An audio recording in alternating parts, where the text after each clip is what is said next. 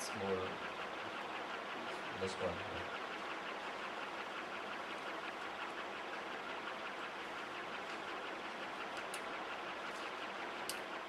Thank you.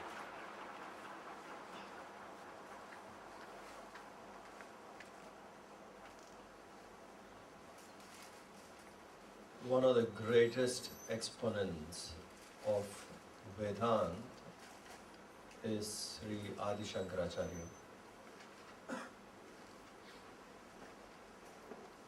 And to understand Adishankaracharya is quite difficult, because the kind of achievement which he did at a very young age, I don't think we could see anyone else ever doing it, something of that kind. All that he did was, he did it before 32 years. He didn't live further. First 8 years of his life was spent with his parents. Next 8 years with his guru. And the last 16 years of his life was writing commentaries, teaching. And he went around the country.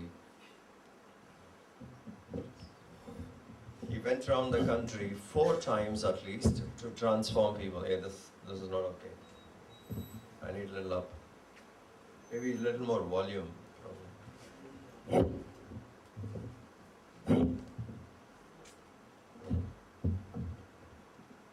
Yeah. Went around the country 4 times, and most of it must have been by foot, because that's the mode of transport people adopted at that time, and transformed the nation. And today also the logic in which he has written his texts, his commentaries on the Gita and the Upanishad, stands as an authority, pramana. 1,000 years have passed by and still people consider it as the pramana, the authority. Because he has written it with such clarity, with such detailed explanation. Among the spiritual teachers, Gurudev used to place him as spiritual general. And he was just 32 when he did this. And it's a person with such wide experience. He has written something called Shiva, Aparadha, Kshamapana, Stotram. 12 verses. But it's a very powerful call to wake up from the slumber in which we are.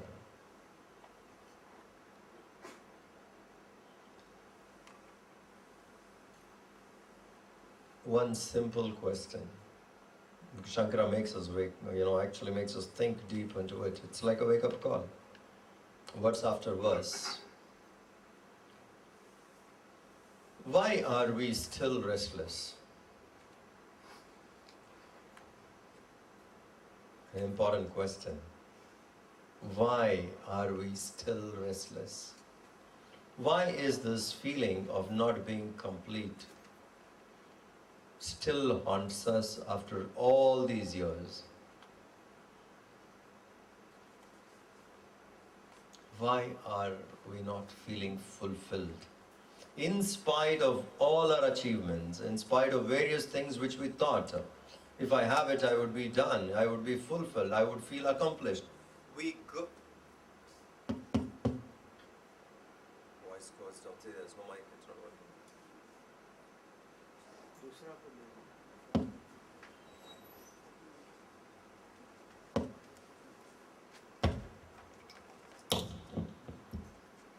Checking.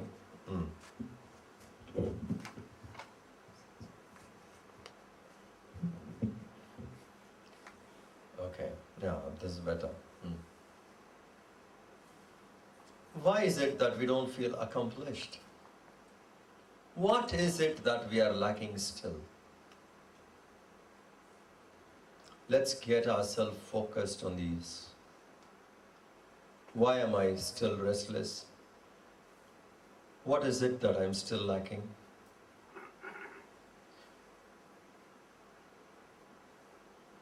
We need to think on them, because for years we have been on this path now.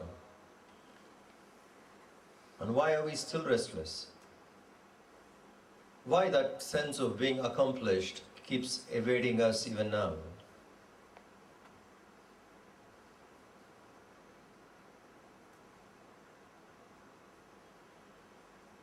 These questions are deep. Shankara actually makes us think, throws light on it. So if we can understand, if I live further with this restlessness, where am I heading? What happens to me? If I do not address the restlessness in me, the incompleteness in me, if I do not address that incomplete feeling in me, where am I heading? And time is extremely precious.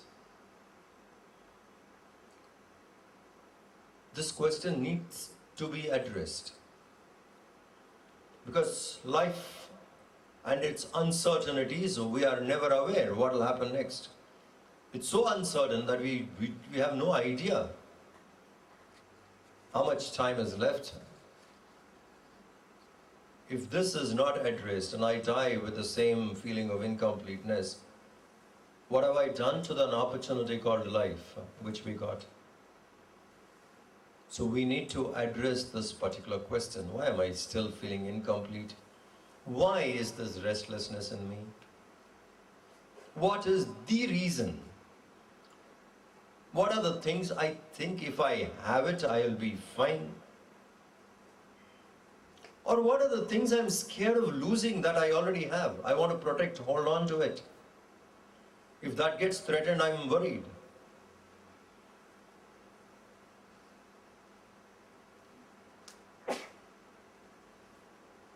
Sometimes people are so attached to various things. They get so disturbed even if they have to relocate themselves to another place. Think.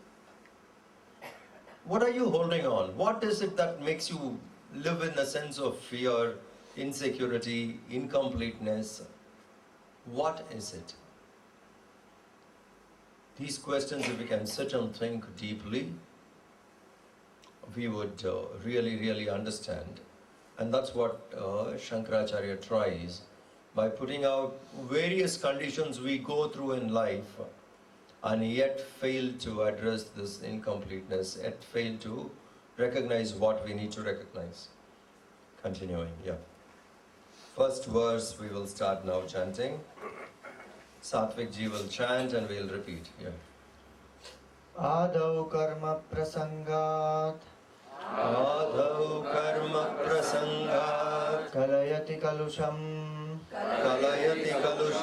matrukukshau sthitam mam vinmutra medhya madhye vathayati nitaram jatharo jata vedaha yadyadvai tatra dukkham yathayati nitaram shakyate kena vaktum shantavyo me paradha Shiva Shiva Shiva Bho Shri Mahadeva Shambho Adhau karma prasangat kalayati kalusham matrukukshav sthitam mam. Adhau, in the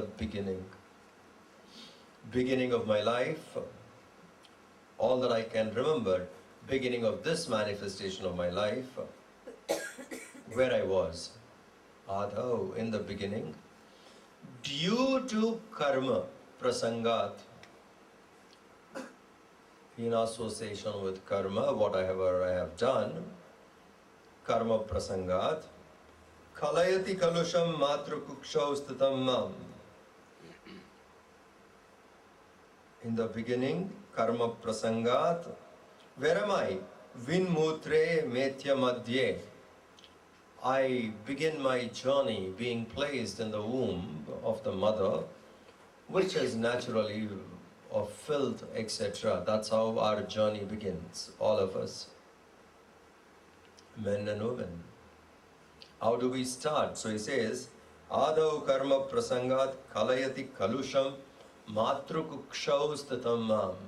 In the womb of the mother, surrounded by fecal matter, etc., we live there in the beginning of our life.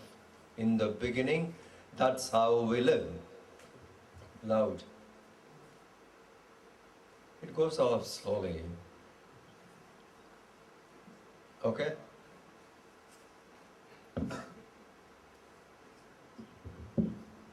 This is the difference. Okay, I keep trying, yeah.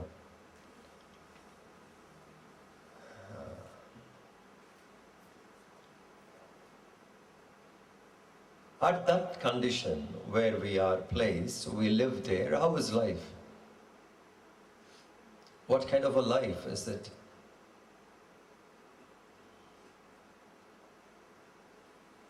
And there must be a lot of heat needed in the body. Jataro Chatavedaha.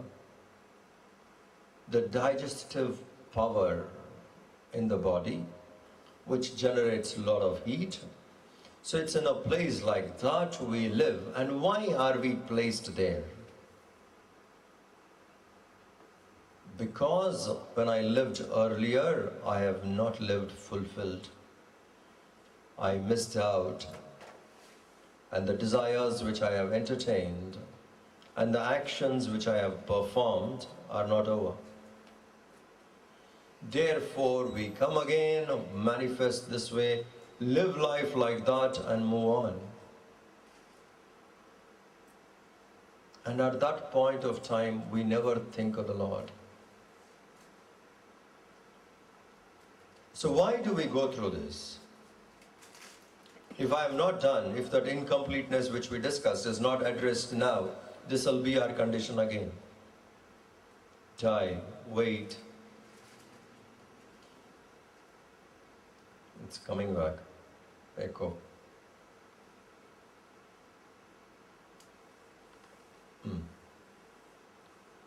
This will be our condition. We start this whole process again. Sometime back, I think Discovery Channel or someone came up with this movie called Weeks in the Womb. Seriously, I tell you, you want Vairagya in life? Watch that movie. It's a documentary. It is such a eye-opener. It hits you very hard, saying, do I have to go through this process? Just imagine what was our condition when we started. Can people see us in a naked eye? Our size was so small that on a naked eye we can't be seen. We need a powerful microscope to see who am I there, at what condition I am in. From that unicellular level onwards to the cell stage and then bundle of cells together. I saw and it was so surprised that in the beginning we were the size of a thumb. After 2-3 weeks, the size of a thumb is what a person is. And what you have in the size of a thumb? Eyes, ears, nose, taste, touch. Flesh slowly manifesting.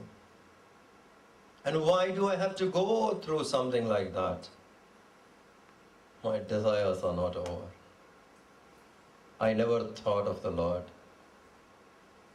And there live and slowly expand.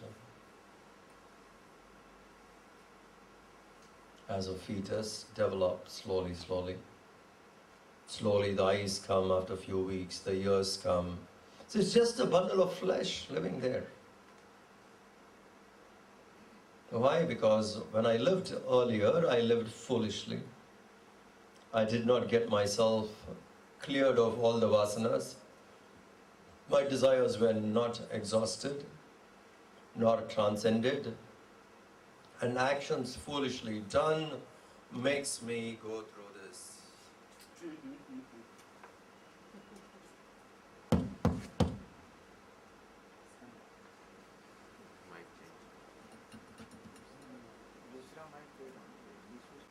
Yad yad vai tatra dukkham vyatayati nitaram sakyate kena vaktum.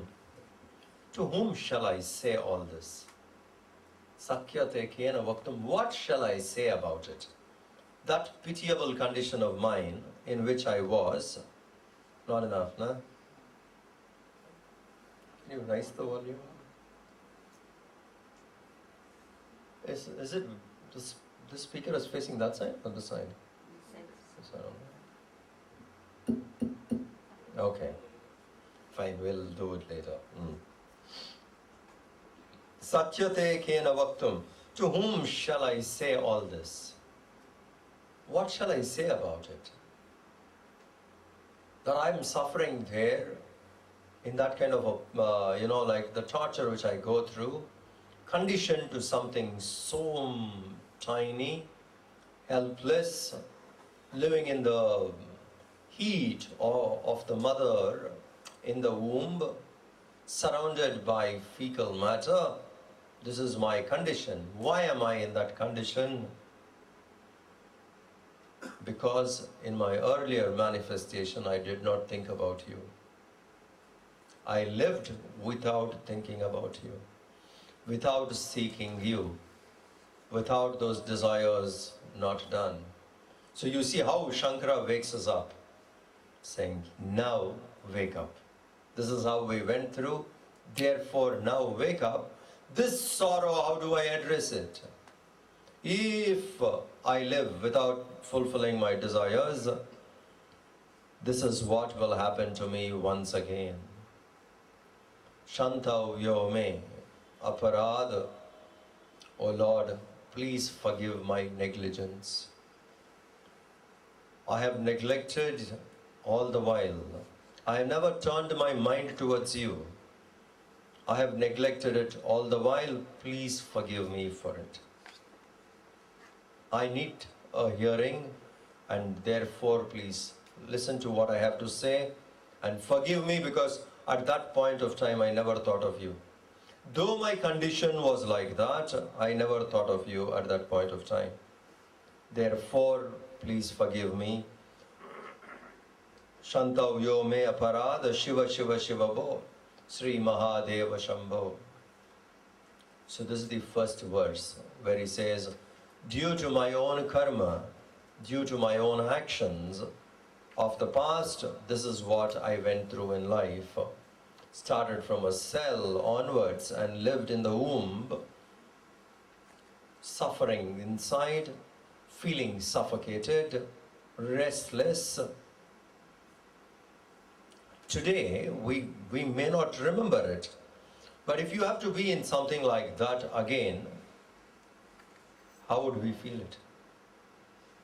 If space taken away, how do we feel it? Isn't it? If someone steps into our space, we feel troubled. Saying, hey, why are you coming into my space? And that too infinity. The self in its pure form, conditioned to something like a bundle of flesh and slowly expanding there. Why? I did not get my desires exhausted. They were there, and what am I desiring? What is my desire actually? What are the things I'm desiring? Is it something new we desire? Or is it the same thing in another form? We have not asked this question, isn't it? We keep desiring new desires. New desires are the same kind of a desire in another form.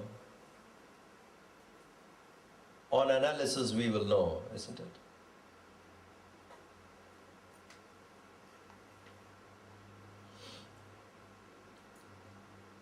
being happy, being sad is an experience which we have gone through from childhood.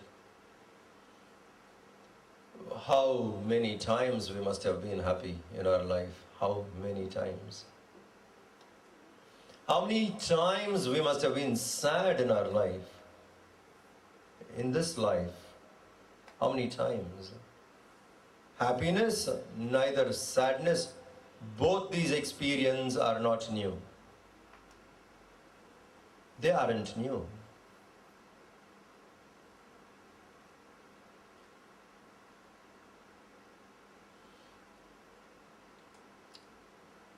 In some source we become happy, in some other source we become unhappy.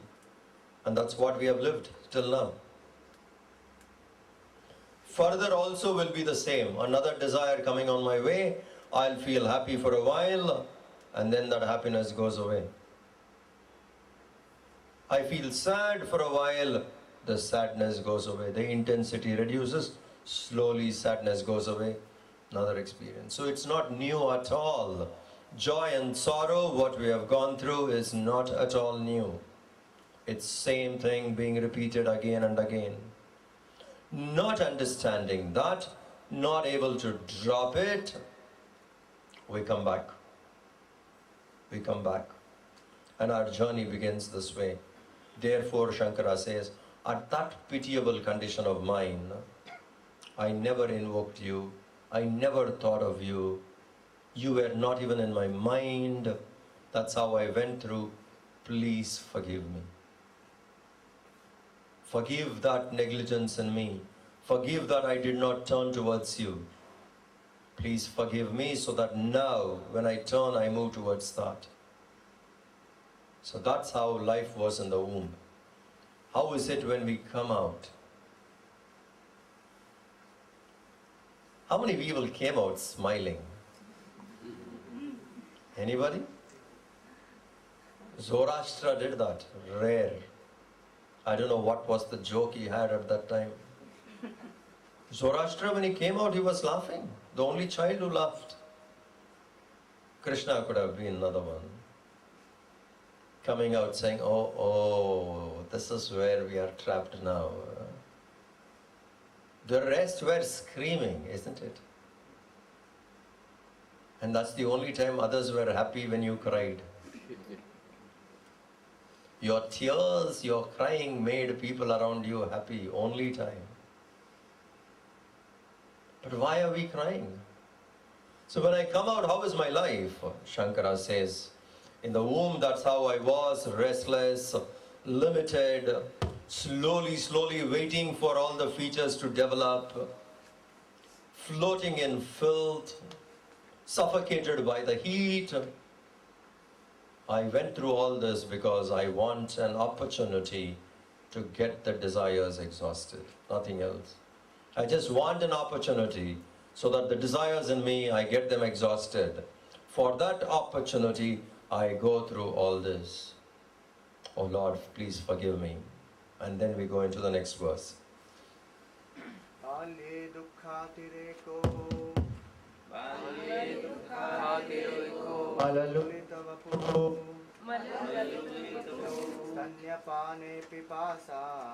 Sanyapane pipasa no shaktaschendriyebhyo bhavaguna janita jantavo mam dudanti nana rogadi dukkhad drudana paravashaha Shankaram nasmarami Shantavyo me paradha Shiva Shiva Shiva Bho Shri Mahadeva Shambho Once again. Balye dukkhatireko Malalulita vapuhu Stanyapane pipasa No shaktaschendriyebhyo Bhavaguna janita jantavo mam tudanti nana rogadi dukkhad rudana paravashaha shankaram nasmarami shantavyo me paradha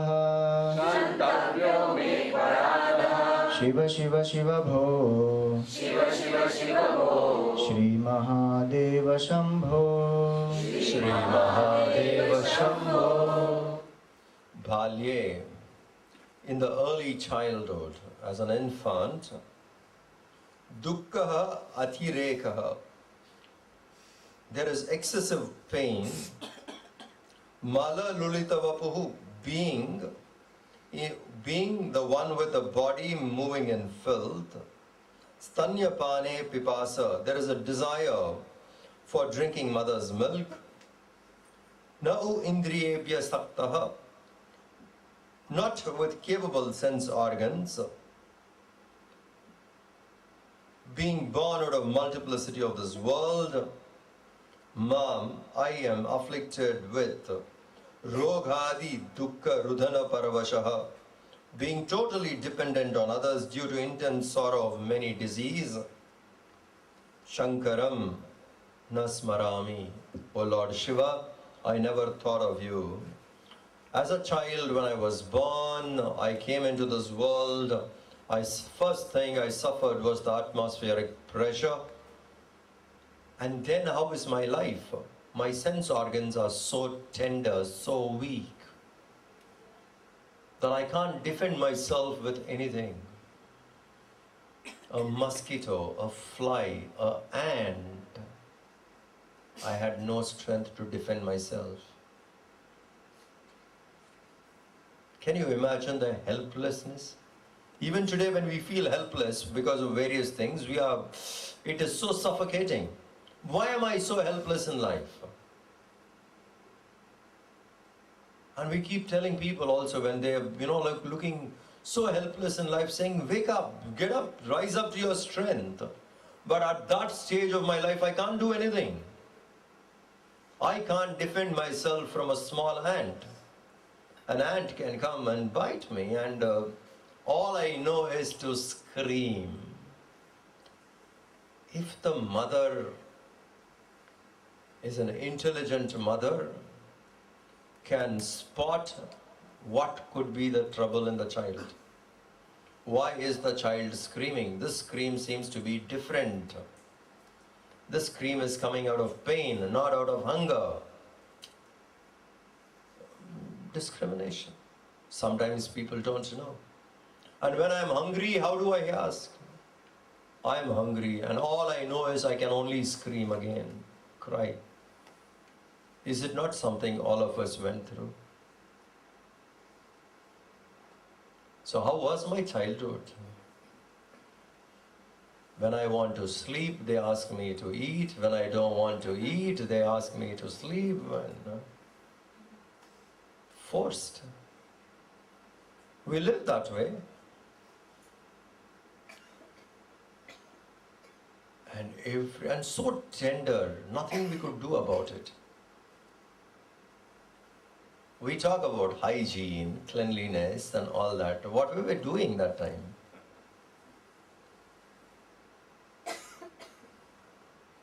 I want to release myself.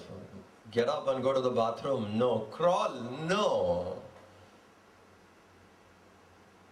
I wet the bed and stay in the bed only till someone notices it. Oh, this child has soiled the bed. Clean him up, clean the bed again.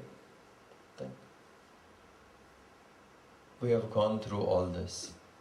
It's a state of complete helplessness. And the body is so tender. All kinds of people keep coming and visiting. And that in turn can add to the infection or inflictions. I can be diseased. Slight change in the weather, body is affected. No immunization. There's no defense. So we suffer disease, we suffer pain, we suffer thirst and hunger, and all that we know is only screen. In that condition, we can't even think of the Lord, isn't it? There's no way we can think of Him. Now I can think of Him saying, hey, I went through this, I don't want to go through it again. You can understand the intense sorrow if one is helpless, can't get up and walk. Imagine people who have come to that condition, that they can't get up and walk, they can't go to the place where they want to. Even if they need to go to the toilet, they need somebody's help. Please imagine the condition. And you're hungry or you're thirsty and you're not able to say that you're hungry or thirsty. Someone has to recognize and give you all that. It's not easy life. Very difficult things. But why am I going through it? What is the reason I go through all this? That some desires in me are not over. I foolishly live, therefore I keep coming again and again. From this point of view, remember that sloka from the Guru Stotram. Aneka janma samprapta karma bandha vidahini atma jnana pradhanena tasmai sri gurave namaha. What sense of gratitude the student would be offering this verse to the Guru, saying, "Oh teacher, thank you so much." What? For what? Aneka janma samprapta. Not one, two, countless births I have gone through this. Aneka janma samprapta. That karma which I have accumulated in all these births together, you have cut me out of it. Aneka janma samprapta karma bandha vidahine. You got me free from the bondage of the karmas of all births together. You got me out of it. How did you do that? Atma jnana pradhanena. By giving me the self-knowledge. By making me realize the self with the knowledge you gave me. Because of that, I got myself free. Tasmai Sri Gurave Namaha. Salutations to the teacher who came into my life and gave me this knowledge by which I can get myself free from the bondage which I accumulated in births together.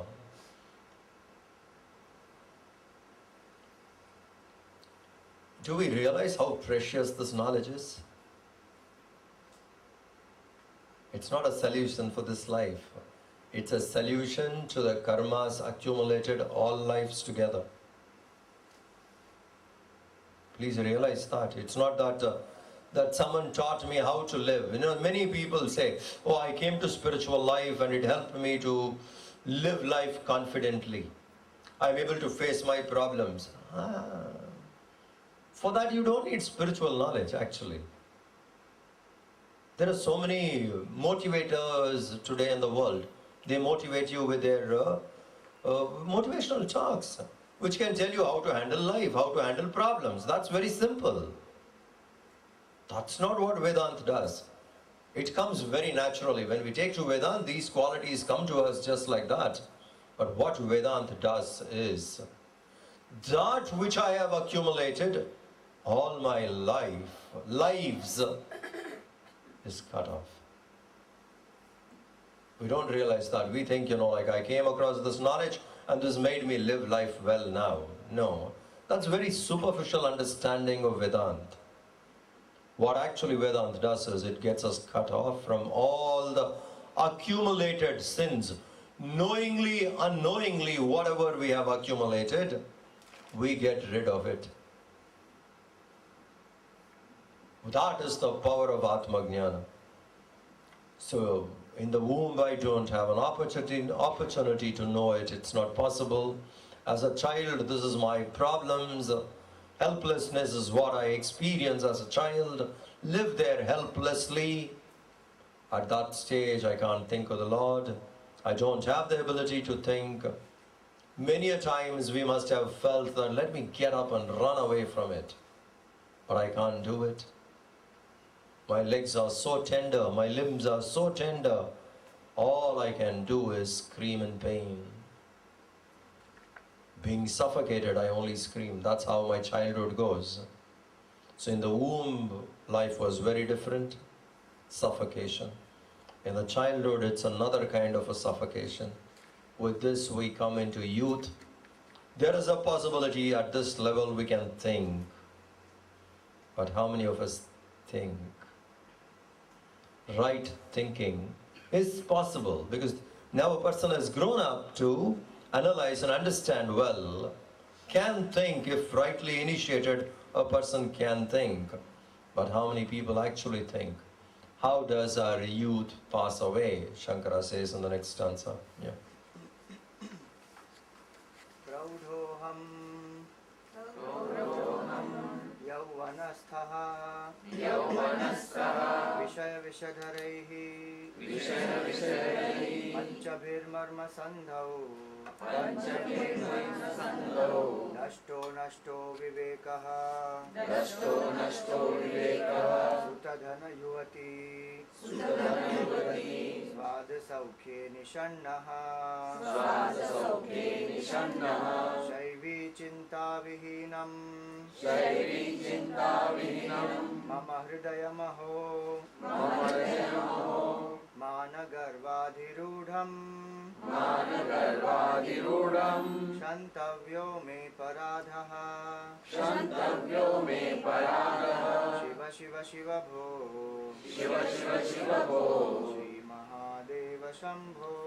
Shri Mahadeva Shambho Once more, loudly. Praudhoham yauvanasthaha Vishaya vishadharaihi Panchabhirmarma sandhau Nashto vivekaha Sutadhana yuvati Svada saukhe nishannaha Shaivi chinta vihinam Mama hridayamaho Managarvadhirudham Shantavyo me paradhaha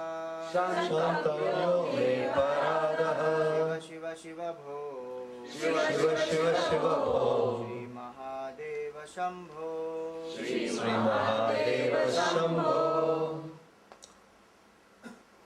With youth, what happens is little knowledge is very dangerous. Ignorance is better. Little knowledge gives us a feeling, I know it. And I think what I know little is the knowledge. So that becomes very difficult to address. If someone says, I do not know, guide me, it is easy. Because the person has realized, I am not aware, I don't know. Guide me is quite easy. If one thinks I know, you don't tell me anything, what do?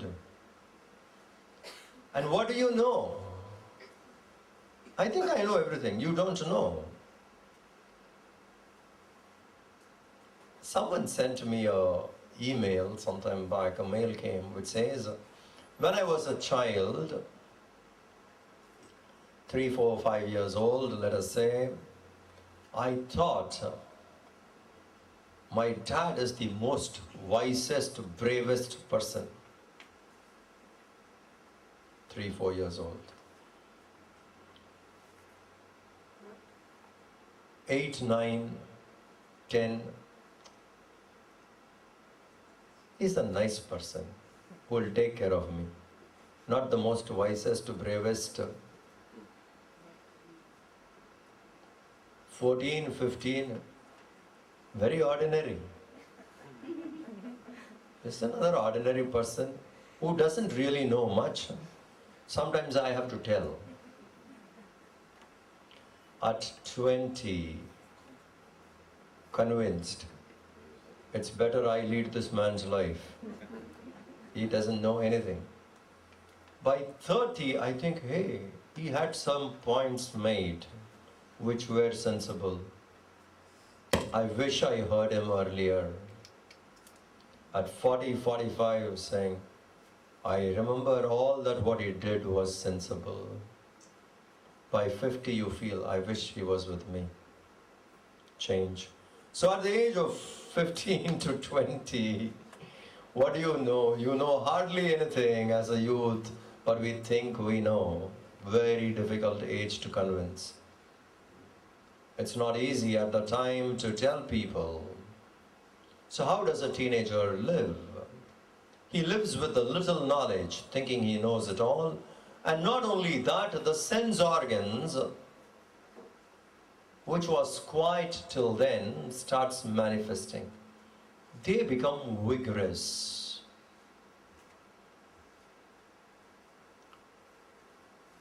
The sense pleasures, etc., slowly takes over. So when the sense organs have become vigorous, the person wants to indulge to fulfill it. The only other thing a person knows at that time is my pleasure is important than anything else. My pleasure matters the most to me, not anything else. If anyone comes in between a teenager's pleasure, he only gets angry. It could be dangerous, it could be missing out on life, it could be spoiling one's own future. No, not ready. At that time, my pleasure is all that matters to me. So one is locked in the area of pleasure, does not see anything beyond. At that time, trying to tell them sense would be very, very difficult. Unless we are very, very subtle in our approach, understanding their problem well, understanding their vocabulary well, what kind of words would make them, will appeal to them, which method we should adopt. If we can do it, then it works. You have difficult teenagers to handle, difficult youth to handle, I tell you something.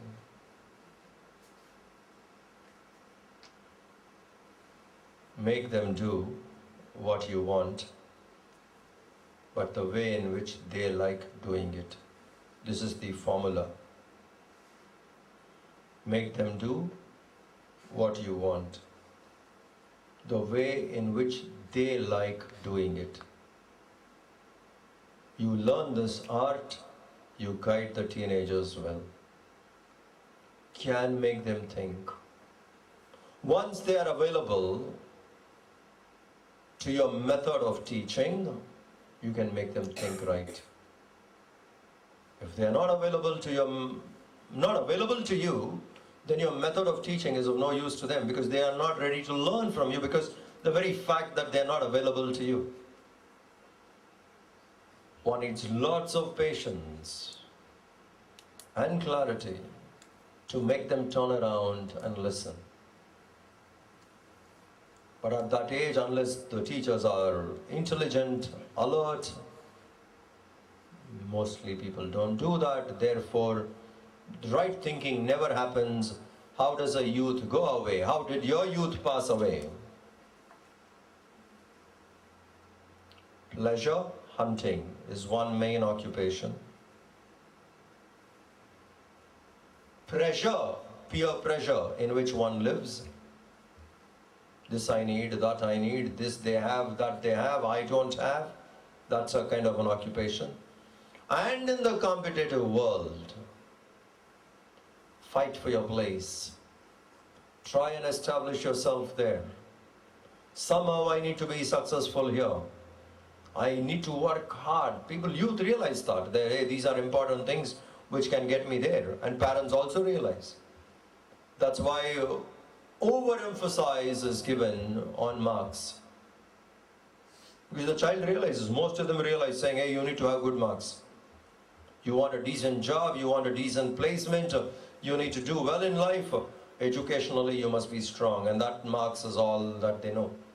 And because from early childhood, the parent keeps putting that in, so the child also somehow realizes it. But that's not all. So much of pressure, somehow force oneself to study. In this process, neglect, ignore the strength which a child should have. I know a person who finished 12th, topped the district, topped the school, and in the district she was number 1. Joined medical college. Within a week she came back home, mind disturbed till now. Unfortunately, the other teenagers, again, who can't think of the consequences, ignorant, adopted to ragging. She was ragged in the college and she was not able to handle it. Disturbed. Withdrew from college, psychologically imbalanced, not normal even now. That was an impact. And the guys who did were also childish. They did not even know. Because they also can't think much at the time. Consequences, what it could be. So they thought it is a simple prank they are doing, but the girl was affected. 1 year wasted. Withdrew from medical college. Finished her graduation in arts college. Till now, not out of it. That regret is something she's not able to come out. Just I lost my life. And the anger turns over parents saying, they should have taught me to be strong. They never taught me how to handle this. So I went there. Nobody taught me. So the blame game goes on. Blame the parents, blame them, blame God, blame everyone, saying, I was doing so well, what has happened to me now? I missed an opportunity of success and I am a failure today. Not able to understand there's still life left in me, I can do something. But that's how youth goes away mostly. Pleasure hunting, not having proper direction, lost into it, unable to think anything higher. Unable to think. So what do you want? Pleasure. Success, pleasure. Success, pleasure. Progress, evolution, no.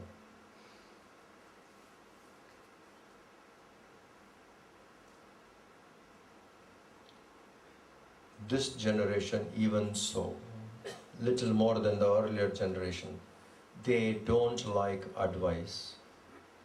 Please understand. You try telling them, they will not listen. They don't like advice. They don't like to be told. Because in some areas they are more informed than you. And that reflects to other areas. So at that kind of a time, where is the mind available to think of the Lord?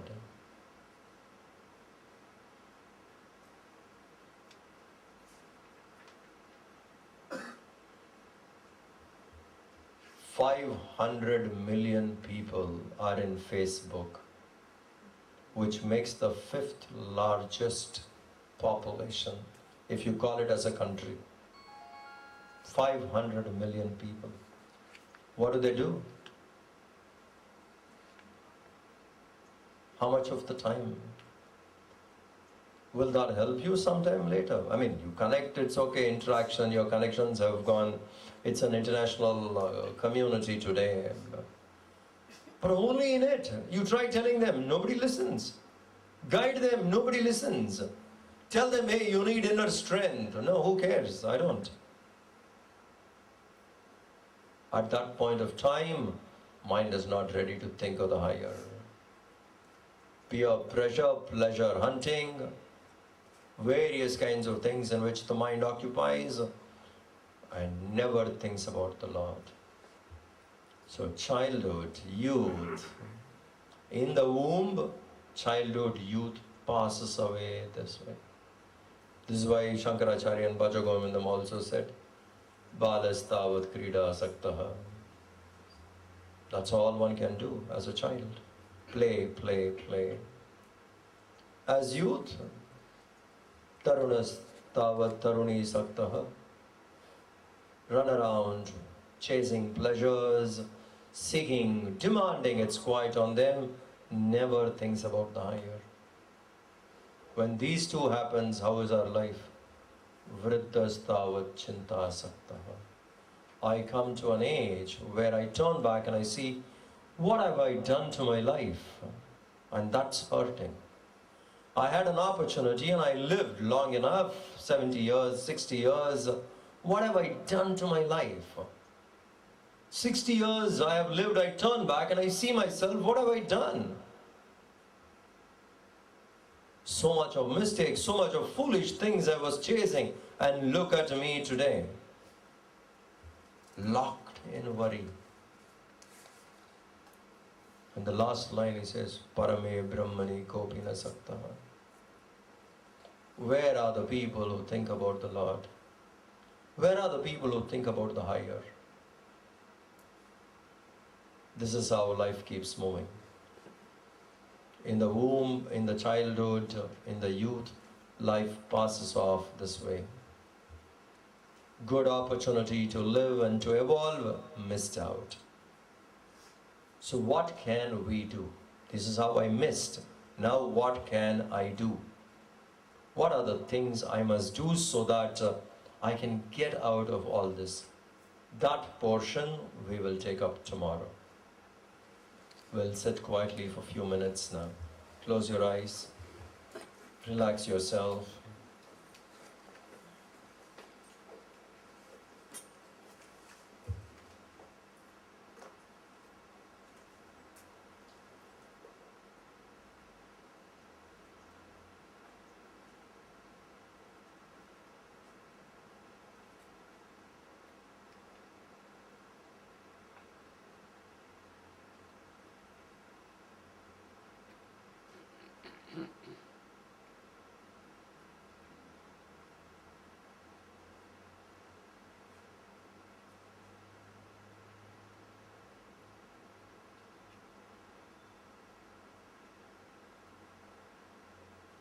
Keep the body still.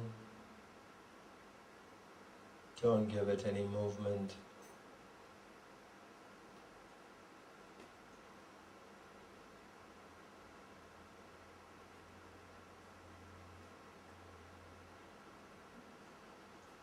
Sit quietly, being aware of the body without any movement.